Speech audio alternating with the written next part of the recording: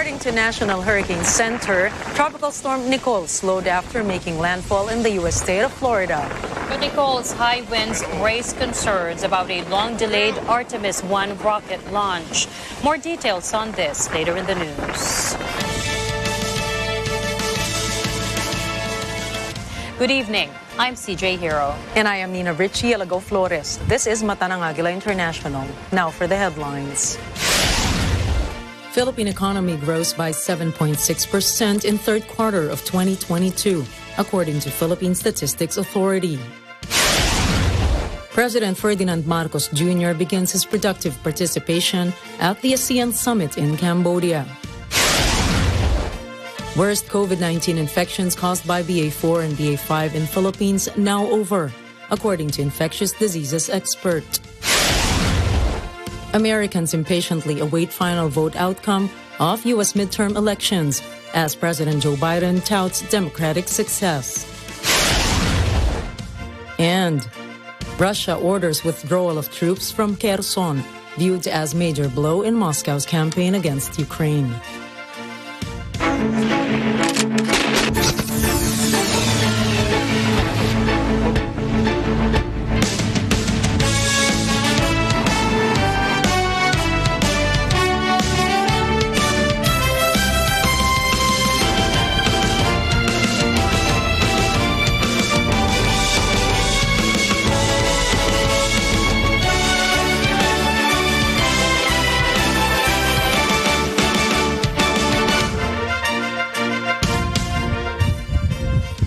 Amid difficulties like boiling inflation, peso depreciation, and continued global woes, the Philippine economy posted a faster growth in the third quarter of the year. Mayan Corvera has the details. The country's gross domestic product or GDP grows by 7.6% in the third quarter of the year compared to 7% GDP on the same period last 2021. National Statistician Undersecretary Dennis Mapa of the Philippine Statistics Authority stated that household consumption and investment, wholesale and retail trade, motor vehicle and motorcycle repair, financial and insurance activities, and construction are the main contributors to the third quarter growth. Government data also showed a positive growth in agriculture, forestry, fishing, industry, and services. Ito ay pang-anim na consecutive quarter na paglago ng ekonomiya mula sa ikalawang quarter ng taong 2021. Ang Gross National Income o GNI ay nagtala ng pagtaas na 10.5% sa ikatlong quarter ng taong 2022. Gayon din, ang Net Primary Income from the rest of the world ay tumaas ng 94.6%. The National Economic Development Authority or NEDA is optimistic that the country would fulfill its target GDP rate by the end of the year. The Director General Arsenio Balisacan said they see the GDP reach between 6.5 to 7.5%. Balisacan said the Philippines are currently the second Southeast Asian countries that showed economic growth following Vietnam. The government acknowledged the positive result of the move to ease the COVID-19 protocols, such as the relaxation of mask wearing. The resumption of full face-to-face classes also contributed to the renewed vigor in many businesses. After 2 years of intermittent distance learning during the pandemic, schools reopened for face-to-face classes last August. Such return is vital to preventing further productivity losses that can weaken our future workforce. With these socioeconomic gains, it's clear that the Philippines is on the road to fully recovering from the economic scarring brought on by the COVID-19 pandemic. But Balisacan admitted that the biggest challenge posed in the economy is the high inflation, which drives the higher prices of commodities and services and the effect of the previous calamities. Our nation still faces a considerable burden in the form of high inflation due to heightened external risk and the brunt of recent typhoons. Let me reiterate, however, that achieving economic growth is necessary but not sufficient condition to achieve our greater goal, which is to reinvigorate job creation and reduce poverty. And as stated by President Ferdinand Marcos Jr., this administration's objective is to reduce poverty to single-digit levels. Meanwhile, Senator Amy Marcos suggested the government should continue the distribution of cash assistance to affected sectors. Mayan Corvera reporting for Mata ng Agila International, trusted, connected, on point. Senator Amy Marcos has recommended the distribution of a wage subsidy to poor families to include minimum wage earners. The move is for these families to keep up with the increasing prices of commodities and services amid the high inflation. Marcos said 60% of a worker's salary goes to food. Now they have to allot an additional 10% of that, following the inflation rate that rose to 7.7% in September. Under the proposed 2023 national budget, more than 200 billion pesos is allotted for financial support or ayuda to affected sectors, but the lawmakers said the government should prioritize the poorest families. For his part, Senator Alan Peter Cayetano suggests that cash assistance must be directly given to the public through a digital payout. He said the Department of Information and Communications Technology, or DICT, should develop an e-payout system to lessen politicking and corruption, which was observed in the traditional distribution of cash assistance. President Ferdinand Marcos Jr. had a productive day on his first day of participation at the ASEAN Summit in Cambodia. President Marcos also urges Cambodian business leaders to make investments in the Philippines during a roundtable discussion with businessmen in Phnom Penh. Eden Santos reports.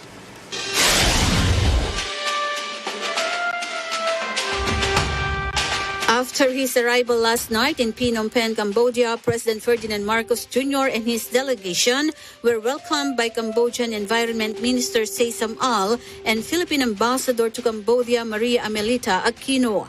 The president's arrival coincides with Cambodia's 69th independence anniversary from the French government. On his first day today, Marcos had a plate full of attendance at the 40th and 41st ASEAN summits and other related summits.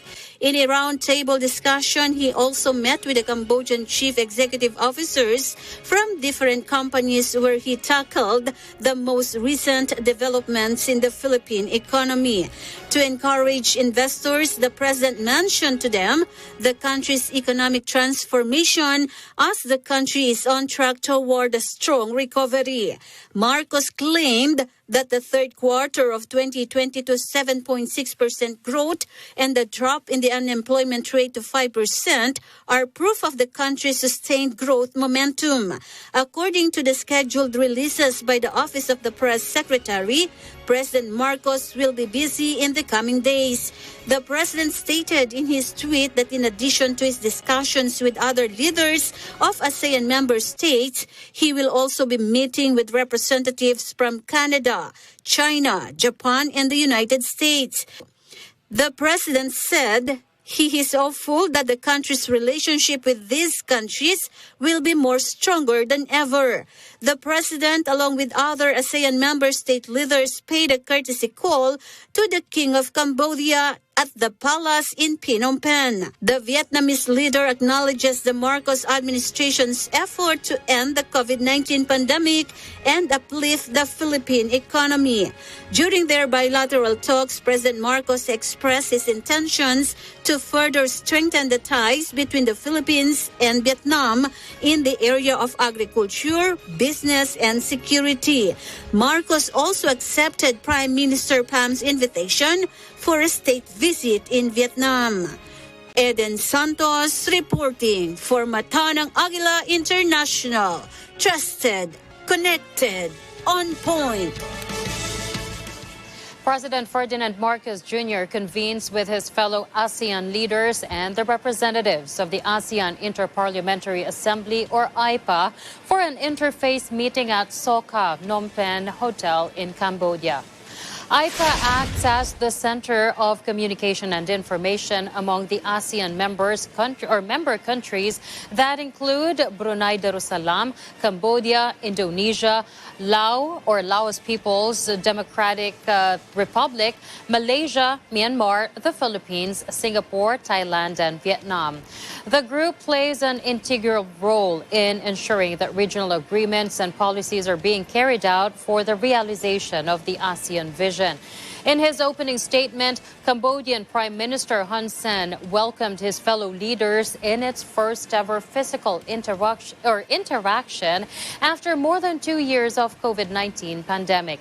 The Cambodian leader is confident that the group could pursue the ASEAN Comprehensive Recovery Framework for the recovery and development of the region.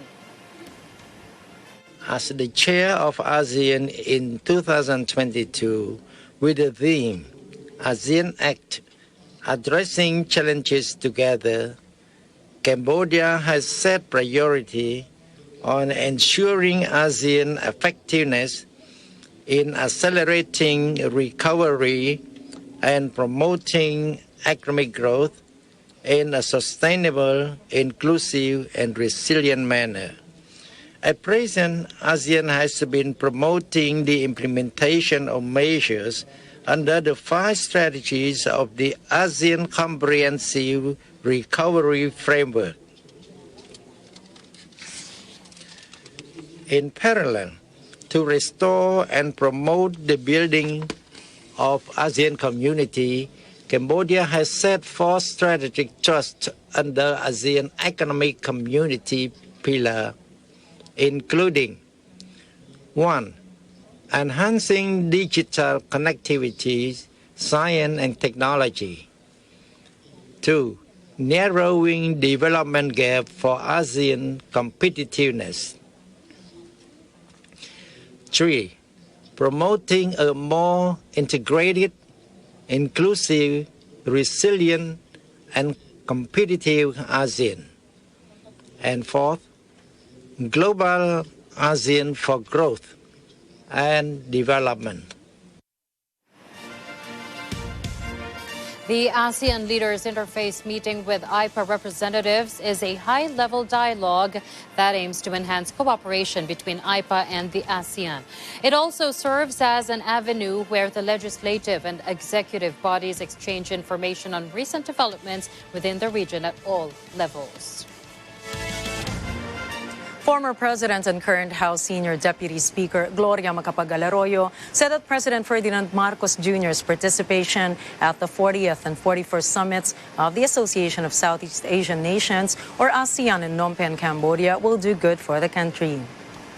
Arroyo said that based on her experience, President Marcos Jr. could promote and push for the country's interest in the summit, especially in the bilateral meetings with leaders of ASEAN member countries.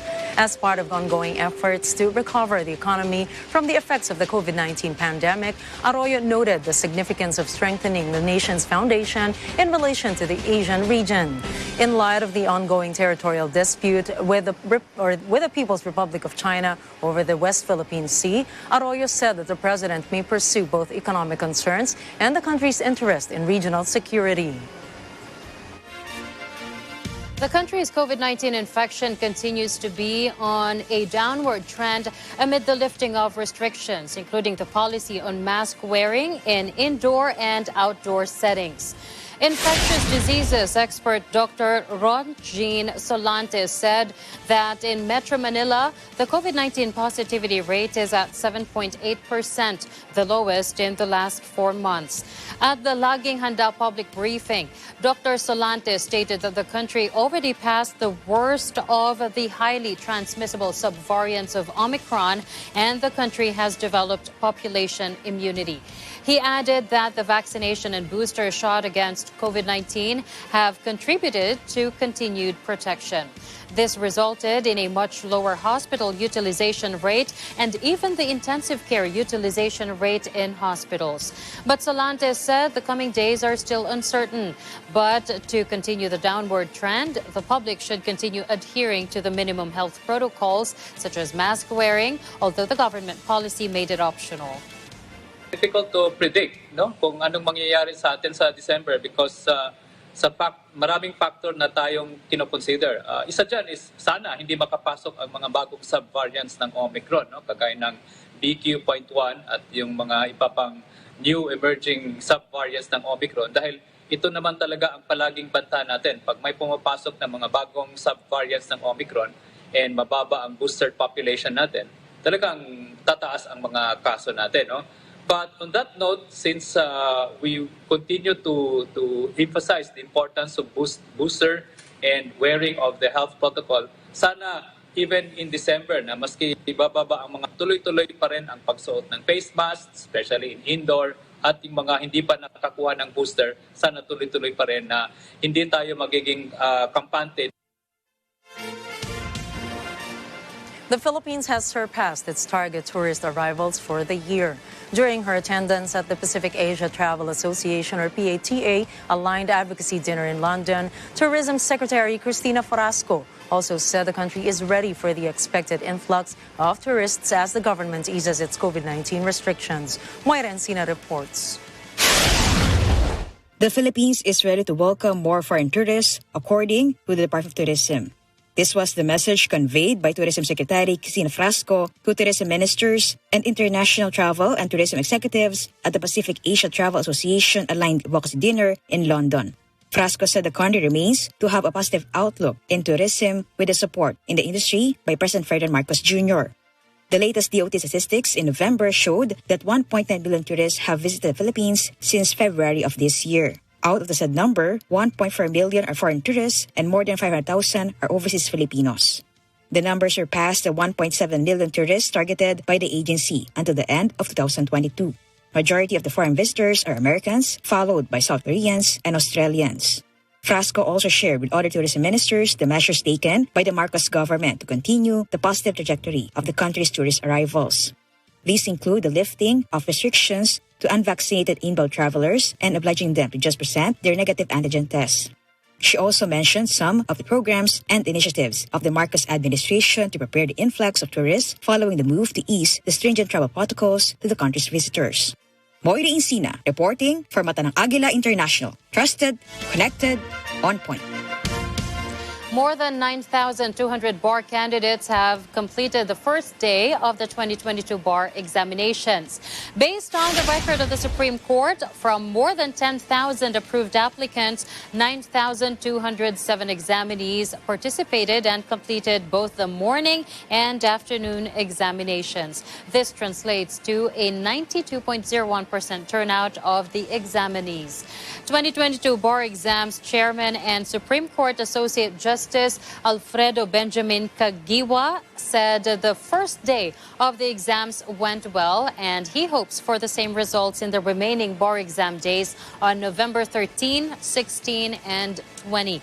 Caguiwa supervises the second computerized and regionalized bar exams from the command center in Metro Manila.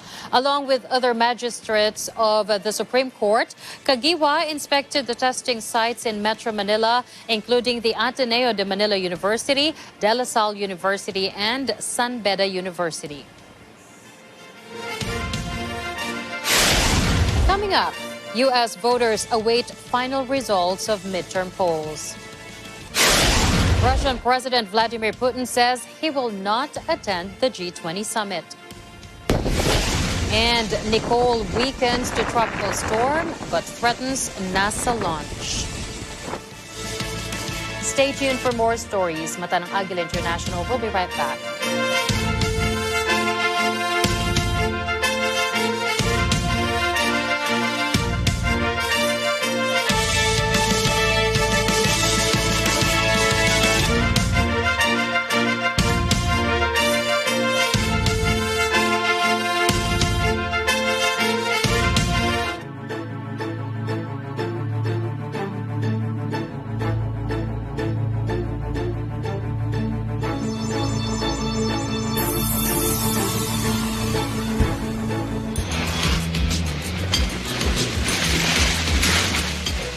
Adventurous, irresistible, captivating. Sino siya? Abangan sa Net25. Panalo tayo pag together, wala tayo talo pag together. Let's stand together. Sa Net 25. Ano ba talaga gusto mo, ha, Carla? Hindi ba itong gusto mo? Pinagtutulakan mo akong umalis? Oo, at sana wag ka nang bumalik. Chikahan at aktingan with the one and only Optimum Star, Miss Claudine Barreto, ang pupusog sa hapon nyo ngayong linggo. Talagang nag-stop ako. Napakalaking sakripisyo nun. Napakalaking sakripisyo, napakamasakit. Lalo na kapag merong bagong teleserye na ihahain sa'yo. Kung nag-fail ako as a wife, ayoko mag-fail as a mother. Tutok na this Sunday, 4 to 5 p.m. dito lang sa Moments with Gladys Reyes Someru. Panalo tayo pag together. Walang talo pag together. Let's stand together. Sa Net 25. We bring you more stories here on Mata ng Agila International. Final results of the U.S. midterm elections are expected to take time as expected. Again, results are trickling in for races in Arizona and Nevada that could decide Senate control. In the House, Republicans inch toward a slim majority. As expected, the winners and losers of this midterm election remain to be seen. Both the Republicans and the Democrats are hopeful to take control of the Senate and the House of Representatives. Still, it's too close to call since some of the states are still counting the ballots. The red wave that the Republicans boasted about did not happen, as the number of votes is not too far apart from one another in almost all of the races. In Georgia, a runoff elections is scheduled on December 6. Neither Democrat candidate Raphael Warnock and Republican candidate Herschel Walker earned 50% of the votes in this very tight Senate race. Some of the biggest winners of Tuesday's elections. In Pennsylvania, Democrat John Fetterman, who suffered a stroke 6 months ago, defeated Republican candidate Mehmet Oz, a popular doctor and a TV host. A big win for the Democrats. In Michigan, Democrat Governor Gretchen Whitmer won her second term even though she was not as popular during the height of the pandemic. There were also threats against her life, yet she ended up victorious. In Florida, Republican Governor Ron DeSantis wins re-election. He's a possible 2024 GOP presidential contender challenging former President Donald Trump. Ballots in Arizona and Nevada are still being counted. With the runoff election in December, it will take longer to officially declare the party that won these midterm elections. The control of Congress is still uncertain, but U.S. President Joe Biden seems sure about his possible future in the White House. When asked about people not wanting him to run, on the other hand, because the red wave did not happen, Trump delayed his announcement of his possible 2024 presidential run. Some say the former president's appeal is gone. Proof of this is that some of the candidates he supported and vouched for were defeated in states like New Hampshire, Michigan, and Pennsylvania. El Aguilar reporting for Mata ng Agila International. Trusted, connected, on point. U.S. President Joe Biden on Wednesday hailed a good day for democracy after a surprisingly strong performance in the midterm elections, with Republicans inching toward a slim majority in only one chamber of Congress. Biden, while acknowledging voters' frustration, said that an overwhelming majority of Americans supported his economic agenda and indicated he was leaning toward seeking a second term in 2024, although he said he would make a decision early next year. The incumbent party historically loses in midterm elections, and Republicans had hoped for a major sweep after hammering Biden over stubbornly high inflation, with many also backing unfounded claims over the legitimacy of his defeat of Donald Trump 2 years ago. It was also an underwhelming night for Donald Trump, who was counting on a big Republican showing to boost another White House run. In addition to seeing several of his high-profile candidates lose, Trump also saw his main rival for the Republican presidential nomination in 2024, Ron DeSantis, notch up a thumping victory to remain governor of Florida. Republicans appear to be on track to reclaim the 435-member House for the first time since 2018, but a mere handful of seats. For his part, Biden pointed out in a tweet that while the count in some places was still ongoing, his party lost fewer seats in the House of Representatives than any Democratic president's first midterm election in at least 40 years. In Nevada, residents cast their votes for the U.S. midterm elections, hoping candidates will come through with a promise of improved life for their constituents. Anna Kui reports. Midterm election day in Las Vegas turned out to be rainy, cold, and windy, but it didn't stop people from coming out, waiting at least an hour in line at one of the polling locations before closing time.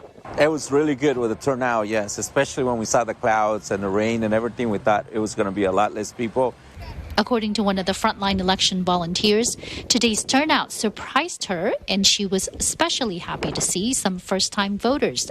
Happy, very, very happy. Well, we are happy and emotional. First-time voters who expressed their thoughts on the importance of having their voice heard. Sí, es muy importante hacer nuestro voto valer porque podemos hacer nuestra voz, las personas que estamos viviendo en los Estados Unidos, hacer saber lo que nos molesta y lo que no nos molesta. And just how prepared were these voters, and did the campaign mailers that flooded their mailboxes along with TV and social media ads have any effect on their voting process? All the mailers, I don't feel good about it because it's too much trash. Yeah, the TV ads also is, it's quite annoying. It actually helped because we were able to just kind of see and prepare. So research as well. So we were able to not just listen to the campaigns that came out on social media and people knocking on our doors. And finally, I asked Jaime the top 3 issues most important to him during this election period. Making sure that we vote for the right people who have the best interest for, Las Vegas, Nevada in general as well. We have kids, so economy, crime, education. So that was really something that we look into it, and that was extremely important for us. Although the polls closed at 7 p.m. local time on Election Day, absentee ballots postmarked by November 8 will be counted as long as they are received by November 12. Anna Kui, Las Vegas, Nevada, mata ng Agila International, trusted, connected, on point. The state of Maryland in the U.S. makes history as it elects its first ever black governor. Arlene Ocampo reports. Maryland makes a historic first in this midterm elections. The state has elected its first black governor, Democrat Wes Moore.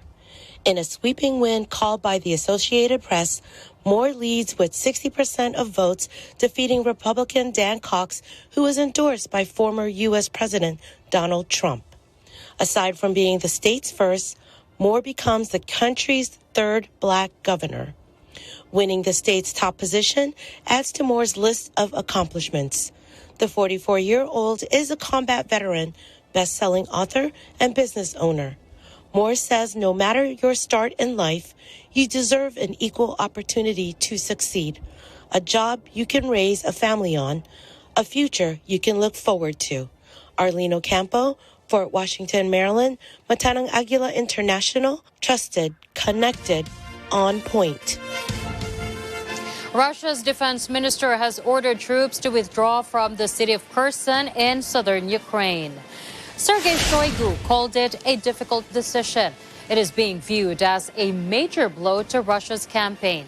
Kherson was the first urban hub captured by Russia since it invaded Ukraine on February 24th.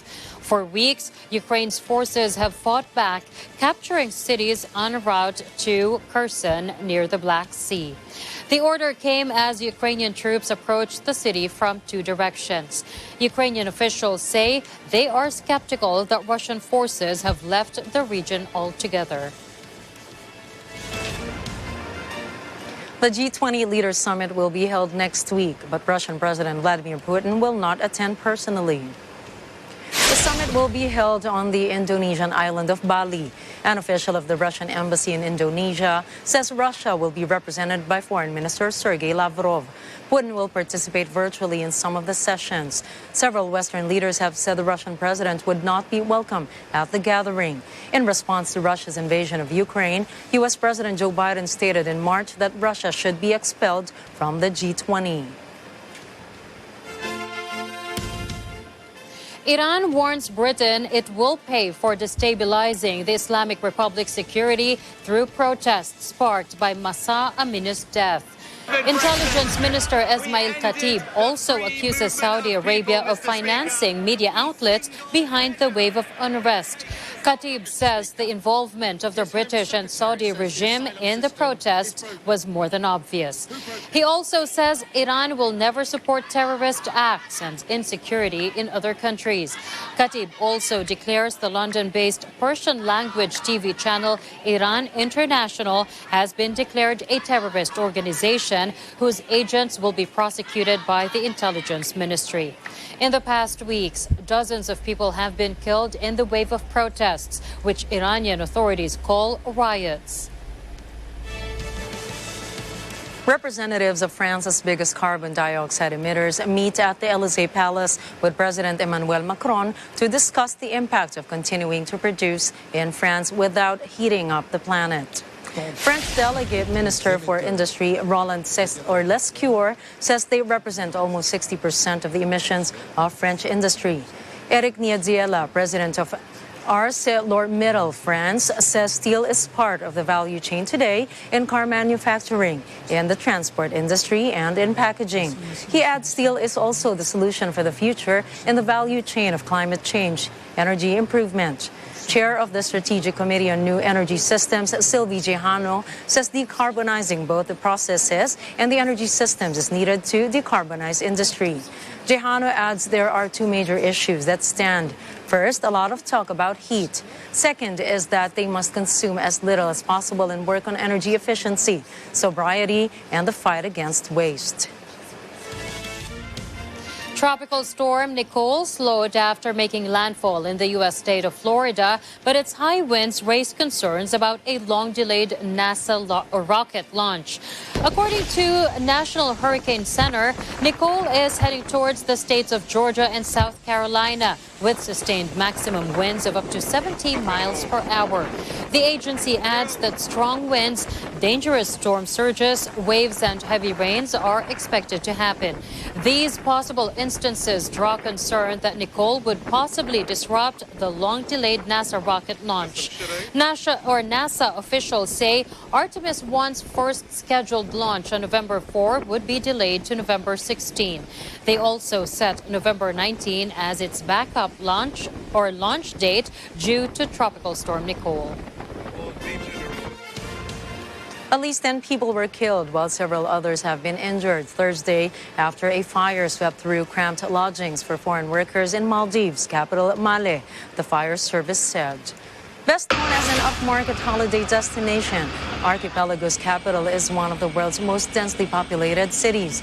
According to officials, the fire started from the ground floor vehicle repair garage, which soon reached the upper floor where 10 dead bodies have been recovered.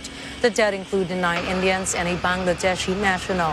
The fire that broke out lasted 4 hours before being fully extinguished by the fire officials. Next up, 6th 24-hour London Underground walkout of 2022 begins. Argentina's health workers demonstrate for better wages. And Haiti's cholera death toll rises to 136. Find out more about these stories when Agila International returns.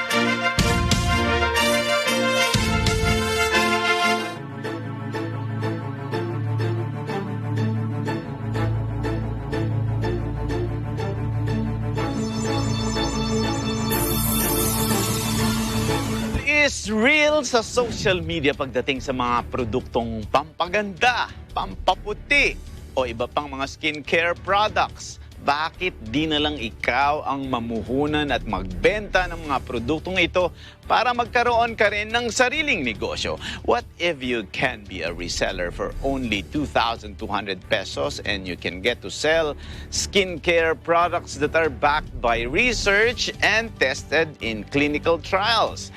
Find out more as we speak with the President and CEO of Diana Stalder by Dermaline, Miss Dina de la Paz Stalder. Ang pinagmamalaki na aming brand is whitening. Lagi ninyong basahin if there is a clinical trial, evidence-based ang ating produkto. Open for business with Cesar Vallejos, Sunday, 9 p.m. Ito yung paborito ng ating mga televiewers. Ang Bawal Tumawa! Anong...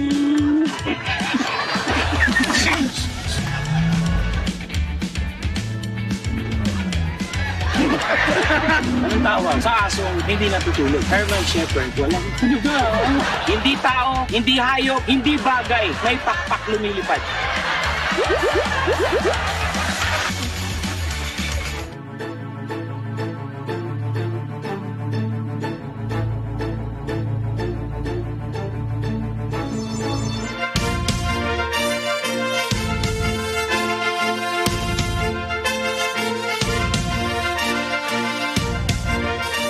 A sixth 24-hour strike this year by London Underground workers has begun, with 9 tube lines being shut down.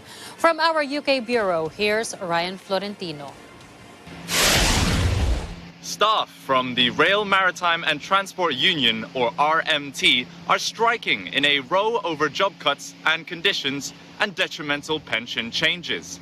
Transport for London, or TfL, apologized and advised passengers to only travel if necessary. There is no service on the Bakerloo, Circle, District, Hammersmith and City, Jubilee, Metropolitan, Piccadilly and Waterloo and City lines, with other lines being limited and buses being extremely busy. It follows August industrial action, where tube journeys were down by 90% and 2 walkouts in June and March. The RMT said it has offered to suspend the strike during talks, but accused TfL of rejecting its proposals. General Secretary Mick Lynch said TfL has missed a golden opportunity to make progress in these negotiations and avoid strike action. More than 1,000 Unite members will be on strike. London Underground workers received an 8.4% pay rise in April in a 4-year deal, which guarantees 15,000 tube workers an annual pay increase of 0.2 above the retail price index, a measure of inflation published by the Office for National Statistics. Reporting from London, United Kingdom, I am Ryan Florentino for Mata ng Agila International, trusted, connected, on point. Argentine doctors, residents, nurses, and health workers protest in Buenos Aires to demand salary increases and better working conditions. The inflation rate continues to rise and is projected to reach 100% this year. In Argentina, a doctor needs about 5 years of hospital residency to specialize. During that time, they work 8 hours a day with 24-hour shifts per week for a salary of 120,000 pesos, which is about $700 in the public hospitals of the Argentine capital, the country's richest district. The health sector has been on strike for 2 weeks. Many are forced to take on more jobs to make ends meet. Protesters in Greece clashed with riot police on Wednesday amid a general strike and demonstrations over price hikes and spiraling inflation. Hooded youths in Athens and Thessaloniki threw firebombs at police, who responded with tear gas. Firebombs were also thrown at a car parked in front of the finance ministry. Red paint was splashed at the entrance of Greece's central bank. Around 20,000 people marched in the capital, and an additional 8,000 people went to the streets in Thessaloniki. 8 people have been held for questioning. Inflation in Greece increased to 12% in September. The head of the World Health Organization is frustrated that food and medical aid are not reaching the people of Ethiopia's Tigray region following a ceasefire deal. Tedros Adhanom Ghebreyesus says he expected that aid would start flowing in after the deal was made last week. In terms of food aid or medicines, and you can imagine that many people are dying from treatable diseases. Many people are dying from starvation. What we believe is, even in the middle of a fighting, civilians need food, need medicine. It cannot be a condition. The northernmost region of Ethiopia is currently experiencing a severe humanitarian crisis as a result of the conflict between government forces and Tigrayan rebels. People in Beijing, the capital of the world's most populous country, China, comment on the world's changing population, which is expected to reach 8 billion by mid-November. Wu Hongwei, a retired petroleum industry worker, says he understands that if the global population reaches 10 billion, resources and food may become a problem. However, he says if the birth rate falls, that is a problem for the labor force in China. Zhang, a finance worker in Beijing, says young people don't want to take on many commitments. She says, unlike before, raising a child now carries a lot of responsibilities. Many fear that if the world's population goes beyond what its resources can handle, it will all the more impact the environment.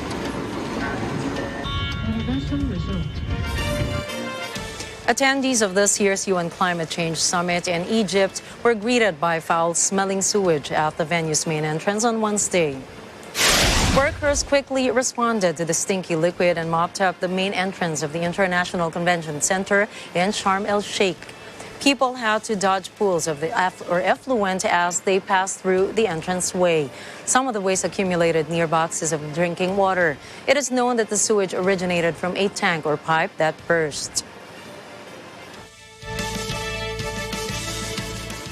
According to the Caribbean Health Ministry, cholera has claimed 136 lives in Haiti. Health authorities reported that 89 of the people who were infected with cholera died in hospitals or treatment centers, while 47 individuals died at home.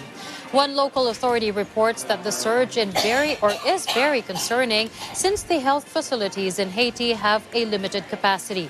The virus is also spreading in far-reached areas of Haiti, which health services struggle to monitor. Local reports say the deadly resurgence of cholera in Haiti also alarmed international organizations. The government is already working with health organizations to speedily address the cholera situation. The World Health Organization says though vaccines exist and symptoms can be treated, cholera remains an insidious killer through dehydration in the developing world. Most of its victims are people living in areas that lack sanitation and safe drinking water. A London court rejected an appeal from Indian jeweler Nirav Modi against his extradition from the United Kingdom to India to face charges of fraud and money laundering. Last year, the court allowed Modi to appeal against his original extradition when he cited mental health grounds, the risk of suicide, and his right not to face inhumane treatment. However, London's High Court held that Modi's risk of suicide does not rule out his extradition. The judges also cited that the Indian government will provide Modi the suitable medical provision since he is a suicide risk. The billionaire fled India in 2018 after being accused of defrauding the Punjab National Bank of $1.8 billion. The British police arrested Modi in 2019 in London. Before Modi's alleged fraud, Forbes magazine estimated his wealth at $1.73 billion.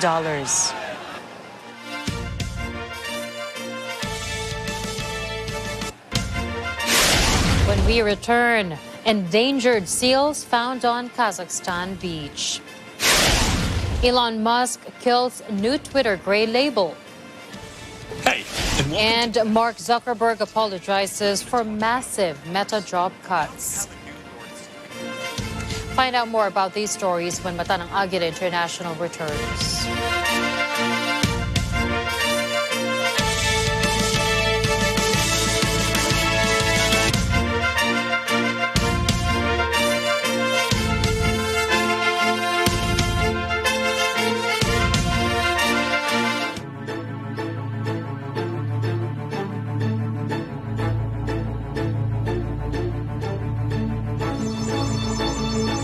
namin ang iyong pagsisikap. Dama namin ang iyong mga sakripisyo. Kita namin ang pagharap mo sa bawat pagsubok. Kaya sa kabila ng mga hamon ng buhay, nandito kami para umalalay. Kasi katulad mo, gusto rin namin ang magandang bukas para sa kanya. Hatid namin ang dekalidad na edukasyon at makabagong pasilidad sa abot kayang halaga. Kaya huwag ka na mangamba. Sasamahan ka namin tuparin ang mga pangarap niya.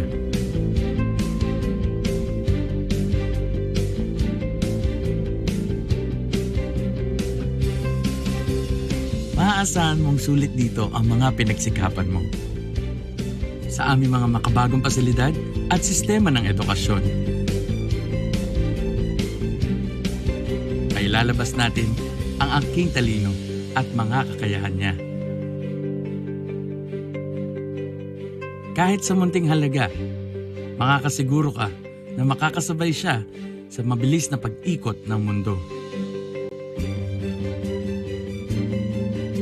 Sa new era, karamay mo kami sa bawat hamon. Kaagapay mo kami sa bawat hakbang. Kasama mo kami sa bawat ngiti at tagumpay.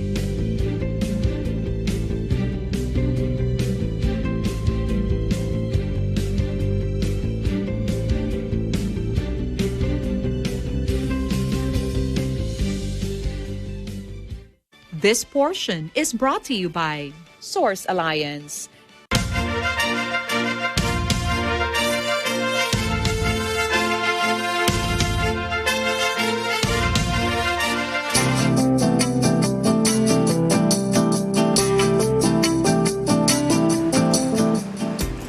More than 130 endangered seals have been found dead on the beaches of the Caspian Sea on the coast of Kazakhstan. The spokesman for the country's ecology minister says 131 Caspian seals had been found. Autopsies will be done to find out what happened. Experts have also collected samples of the soil and water. The seal is the only such species present in the Caspian Sea. The Caspian Sea is the world's largest inland body of water and is bordered by 5 countries. Overhunting and industrial pollution are causing the seal population to decline for decades. According to experts, an estimate of only 68,000 of the animals are known to be alive today, compared to more than 1 million from a century ago. South Africa's first green school aims to raise a new generation of environmentally conscious citizens, fostering children's creativity and resilience in the face of climate disruption. According to founder Alba Brandt, the idea came after her family visited a green school in Bali back in 2017. Brandt wants to create the same experience in South Africa, so they searched for a land, designed a campus, and built it during the COVID pandemic. Last year, the green school was finally open to children and families, and they were taught how to live sustainably on this planet, even with the climate change. For his part, architect and interior designer of Green School, Adria Hofmeyer, confidently stressed that the presence of mud and clay on the ground, the beautiful reeds used on ceilings, and the limited things they managed to use enabled them to come up with more creative design thinking. Meanwhile, students who were out or once skeptical about entering the Green School now appreciate the learnings they get, especially as the Green School teaches them not only the basics, but most especially how to contribute for a better environment.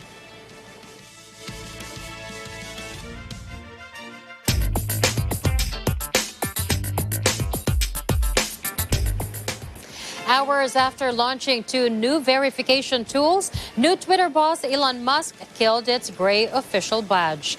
The gray label for Twitter is made for some high-profile accounts. Yet Musk decided to kill the idea and said Twitter will keep what works and change what does not. The billionaire did not offer any more reasons as to why he terminated the gray label idea. CEO Mark Zuckerberg apologizes for terminating over 11,000 employees, or 13% of Meta's workforce.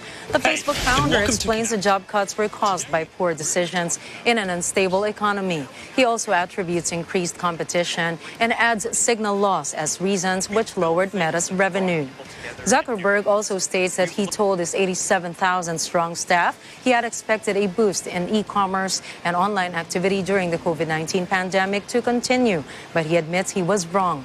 Meta's job cuts would affect its research lab, Facebook, Instagram, and WhatsApp apps. The Meta boss also extends a hiring freeze at Facebook that would extend through March.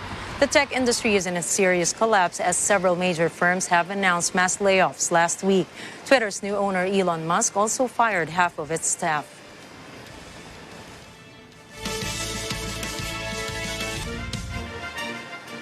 Even with a weak yen and falling sales of Switch, new games enabled Nintendo to increase its whole-year net profit forecast on Tuesday.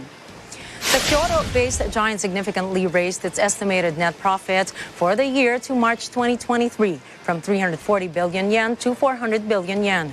The net profit climb was due to high sales from April to September this year, which was caused by sales of game titles that grew steadily during the fiscal year. Nintendo also saw a significant boost in its bottom line from foreign exchange gains, driven by the depreciation of the yen, which has stumbled against the dollar this year to lows not seen since the 1990s. Meanwhile, in early October, sales of Switch dropped to 19 million units this fiscal year because of Federal Reserve hikes. Another reason for the decline in sales is the ongoing global chip shortage.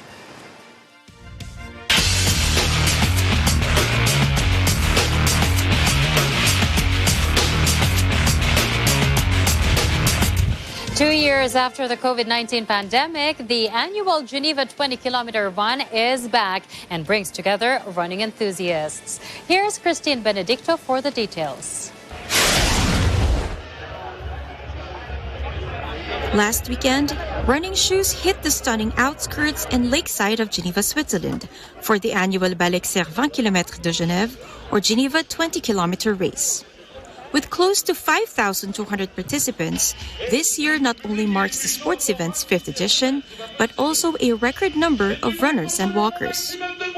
The annual event brings together running enthusiasts for a 20 or 10-kilometer run. If you're more into walking, the event made sure you get to participate too, with their walking and Nordic walking races.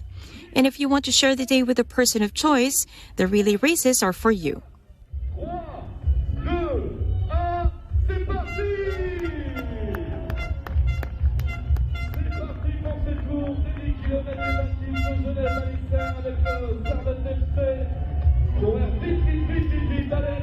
The Balexer 20 km de Genève is a great way to do your sports of choice in a beautiful setting Geneva has to offer.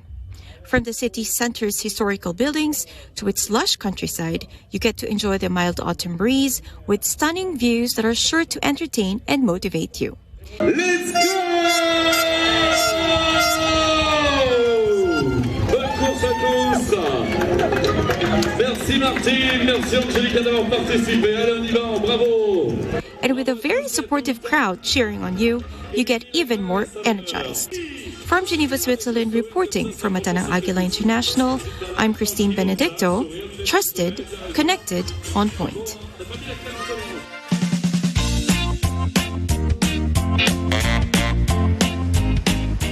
As the months get cooler in the United States, vacationers tend to seek warmer climates. This benefits places like the Bahamas, whose tourism economy suffered from the recent pandemic and also from severe weather. Jane Kathleen Gregorio speaks to residents in the city of Freeport as they share what life is actually like living and working in the Bahamas. Tourism has been at the heart of the economy for Bahamanian residents who rely on tourist dollars to keep their family income and businesses afloat. In recent years, however, hurricanes, as well as the pandemic, set many Bahamanians adrift financially. Our story today brings us to the city of Freeport, where locals share not only their struggles and their hopes and dreams, but also their favorite flavors of the islands. Freeport is a beautiful place. The beaches is gorgeous. The city of Freeport, also known as the Magic City, it was known as the Magic City because this is where most of the tourists came back in the day. So if you come to Freeport, you can see more of a natural aspect of the Bahamian Islands rather than some of the other islands because we're not as commercialized as yet. We always go to the beach, like whenever we get hot, we be like, oh, we're gonna jump in the water today. And me and like 4 of my cousins, we go to the beach. So life growing up here is pretty good. Well, the economy is really bad. It's down. After the Hurricane Dorian, mash up and if the houses, so many people died. From the pandemic and the hurricane, the last hurricane we had, it really damaged the island. So we was out of power for a couple of months and a lot of stuff got destroyed and a lot of business hasn't opened. A lot of people left the island and you don't have no work. A lot of people wasn't getting paid and I'm just thankful that, you know, we get to see like at least 2-3 ships a week. It's better than just having nothing. This is Freeport Harbor. We were closed down for about 2 years due to COVID, and we're now really getting back in the kick of everything. How has it been now that tourism is back in action? It's slowly getting back. It's not like where we want it to be, where it used to be before the pandemic, but we're slowly, gradually getting back. The first thing I would tell them to try is conch salad. Why? I love it. What's it made of? It's conch out of the shell, and we just take it out of the water, they dive it up, and they pull the meat out. It's very fresh. You can make it as a salad or they fry it. It's very tasty. The conch salad. What can you say about the conch salad? The conch salad is the best in the Bahamas. It helps strengthen your back, give you more strength than you need. So you should try that, indeed. What do you think of it? It's good. Like real pineapple-y and lemony, but with a little bit of a kick. It's very, very good. Conch fritters here. They are so delicious. What's your impression of Freeport since the last time you came here? There was nothing back here. Last time I was here, all of these shops were closed, and I didn't think there was much at this port, but I'm enjoying it so much. There's so many shops, and really good prices, very reasonable. The food is amazing. Thank you so much for joining us here in Freeport, Bahamas. Jane Kathleen Gregorio, Mata ng Agila International, Freeport, Bahamas. Trusted, connected, on point.